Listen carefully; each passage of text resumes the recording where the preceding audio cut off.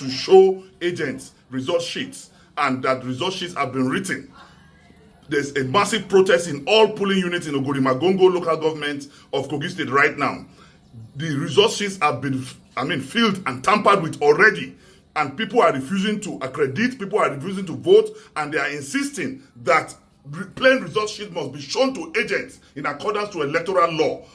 If they refuse to show you result sheets in all polling units across the state, don't accredit, don't vote, protest and resist it. This is democracy. We must protect our votes. We must protect the process. We must make sure that all the regulations are being observed and respected. I call on all my agents all across the state that once plain result sheets are not shown to you before the commencement of accreditation, don't accredit, don't vote, resist it and protest, record it, video it, show the faces of these compromised INEC staff and security agents and post it on all platforms of social media.